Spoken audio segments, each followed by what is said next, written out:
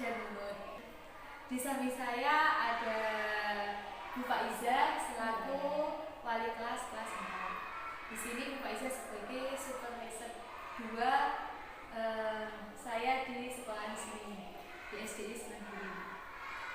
Selamat siang Bu Faiza. Selamat siang Bu Bagaimana kabarnya hari ini? Alhamdulillah luar biasa. Di sini saya mau bertanya mengenai kegiatan pembelajaran panjenengan. Iya. Yang pertama, bagaimana cara mengkondusifkan kelas sebelum memulai pembelajaran? Oke, saya jawab dulu ya. Cara mengkondusifkan kelas sebelum pembelajaran itu, pertama kita cek kesiapan anak dulu, gitu.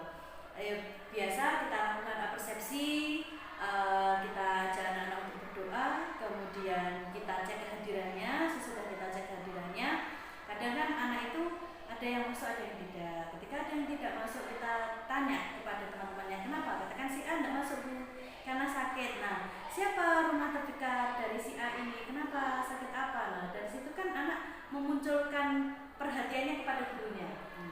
Salah satunya itu. Yang kedua, kita cek kesiapan mereka belajar. Kita tanya anak-anak, hari ini kalian sudah membawa buku pelajaran sesuai jadwal? Sudah Bu. Tuh. Terus apabila ada masih anak yang bermain sendiri, kita tunjuk, kita beri tugas apa gitu. Katakan, Dimas maju ke depan yuk, kita nyanyi bersama dulu. Atau misalkan selain menyanyi, tolong pimpin doa. Nah, itu salah satu cara mengkondusifkan kelas. Selain itu, kita cek dengan kesiapan belajar mereka. Kita tanya, misalkan hari ini kita mempelajari tentang cuaca. Anak-anak, apakah tadi malam kalian sudah mempelajari tentang cuaca? Sudah mempelajari, sudah membaca materinya? Sudah Bu, katanya. Kita berikan pertanyaan tematik. Kalau ada anak yang bisa menjawab, oh berarti kan memang anak itu sudah membaca betul. Jadi kita tahu kesiapan anak dalam menerima pembelajaran kita itu seperti apa. Sudah bisa kondusif tidak? Misalkan kalau masih ada yang ngomong sendiri, kita beri pertanyaan acak lagi. Nah, dengan sendiri kan, dengan begitu anak-anak itu juga menjadi lebih siap. Daripada saya ditunjuk nanti saya tidak bisa menjawab. Nah, jadi mereka lebih siap, kemudian kelas itu juga kondusif. Kemudian yang kedua, bagaimana cara Bu Faiza menjelaskan materi dengan baik ketika di dalam kelas? Menjelaskan materi dengan baik ya. Jadi menjelaskan materi itu tidak selamanya hanya dengan berceramah. Saya sebagai guru, anak-anak sebagai pendengar tidak. Tetapi sebisa mungkin siswa itu yang aktif. Jadi kita berikan pertanyaan-pertanyaan, katakan siswa itu biar aktif untuk menjelaskan. Nah, menjelaskan materi dengan baik selain hanya bukan guru sebagai center ya, enggak, bukan apa ya, istilahnya bukan teacher center, tapi kita bikin ke student center. Misalkan kita bikin kelompok A ya kayak cuaca tadi, menjelaskan tentang pengertian cuaca. Kelompok B menjelaskan tentang pengertian iklim. Dari situ kan anak-anak itu belajar mandiri, anak-anak mengeksplor diri mereka sendiri untuk mencari apa sih yang perlu saya jelaskan di kelas nanti. Nah, tetapi guru tidak semata-mata melepaskan, tidak. Guru, saya sebagai fasilitator bagi mereka. Mungkin ada yang tidak tahu, mereka bisa angkat tangan, kemudian bisa saya arahkan. Namun ada beberapa materi yang memang harus disampaikan oleh guru atau oleh saya sendiri. Katakan menyampaikan materi.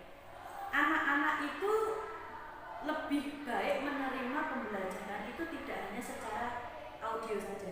Tetapi kalau dengan visual, kita membawa contoh, itu pemahamannya akan jauh lebih baik.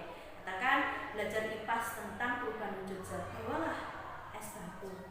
Dari bentuk padat kalau dibiarkan bisa mencair, atau dari bentuk es batu itu kalau kita panaskan dengan korek api, bagaimana cara mencairnya, lebih lama atau lebih cepat. Itu anak akan lebih mudah menerima, dan saya yakin anak-anak ingatannya juga lebih baik.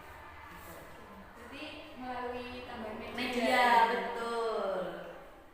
Kemudian apa yang menyebabkan anak bosan di dalam kelas? Oke, berbicara tentang bosan itu banyak faktor ya Bu. Misalkan dari saya sendiri sebagai guru, mungkin ketika saya menerangkan cara saya sendiri yang ngomong, nah itu anak-anak jadi bosan juga. Atau memang pembawaannya anak itu juga mudah bosan, atau materi hari ini itu materi yang membosankan. Nah makanya kita sebagai guru tuh harus pintar-pintar. Misalkan yang paling bosan itu tentang pendidikan Pancasila, dengan begitu banyak bacaan, dengan begitu banyak nama dan tanggal yang harus diingat, saya yakin anak itu bosan. Nah, bagaimana cara kita tuh bisa mengatasi kebosanan mereka? Adakan kuis, yuk dicari nanti siapa yang bisa mendapat nilai tambahan dari saya, bisa nilainya bisa simpan nanti ketika ulangan bisa ditanyakan gitu. Jadi yang menyebabkan anak bosan itu ya banyak. Dari saya sendiri pun kadang ya mungkin tidak dipungkiri ya, saya sebagai guru hanya ceramah melulu, anak-anak juga bosan. Berarti kayak faktor internal dari siswanya Siswa, faktor eksternal, iya. Dari lingkungan kelasnya. Betul. Oke, yang keempat, bagaimana cara membuat siswa senang dalam pembelajaran di kelas guru? Membuat siswa senang belajar.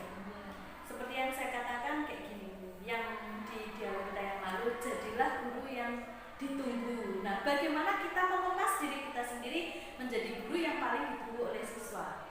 Nah, cara membuat siswa yang senang belajar itu ketika pembelajaran kita jangan monoton. Nah, itu tadi ya yang salah satunya yang saya sampaikan di poin 3 tadi. Kita bisa memanfaatkan sumber belajar yang ada di sekolah kita.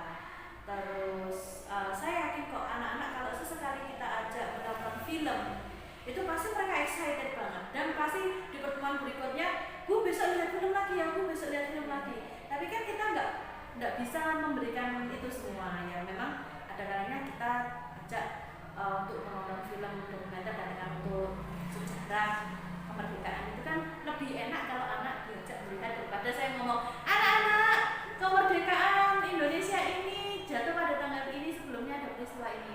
Tuh anak nggak senang belajar. Kemudian kita berikan reward. Jadi reward itu benar, kalau menurut saya pribadi itu tidak selalu berupa materi, berupa nilai.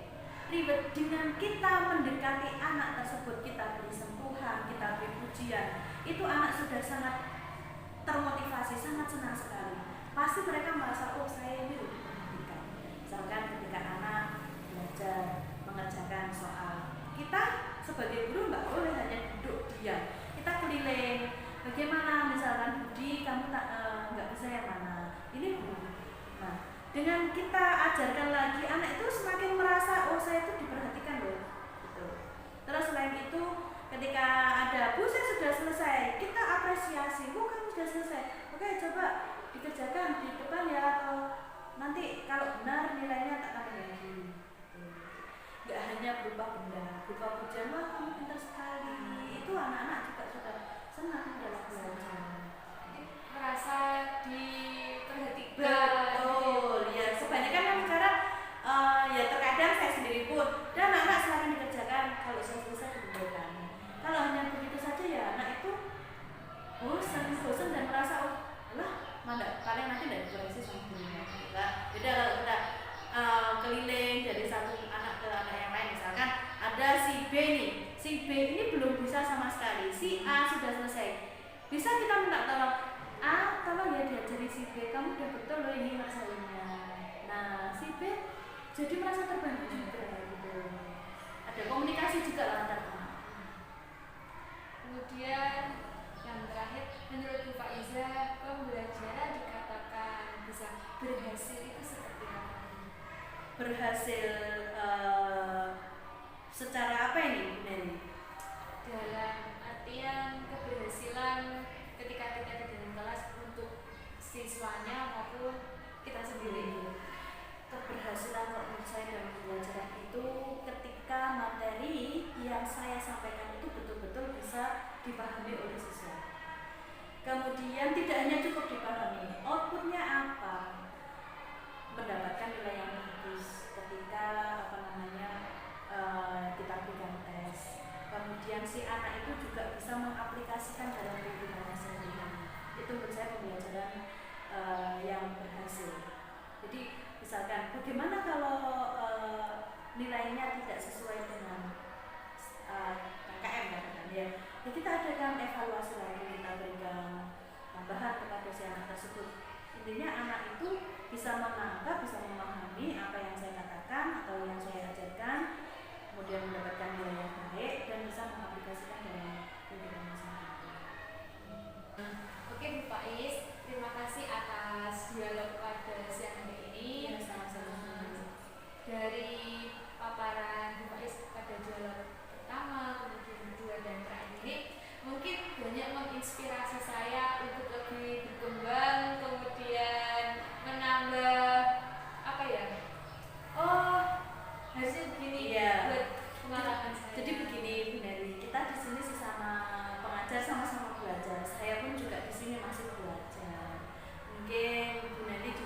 bisa mengambil apa yang seharusnya memang bisa diambil, yang baik-baik saja yang dicontoh, yang jelek-jelek jangan.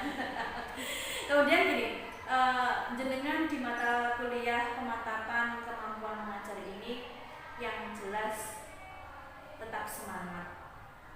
Tidak usah merasa berkecil hati karena saya masih belum berpengalaman dalam mengajar, tidak perlu seperti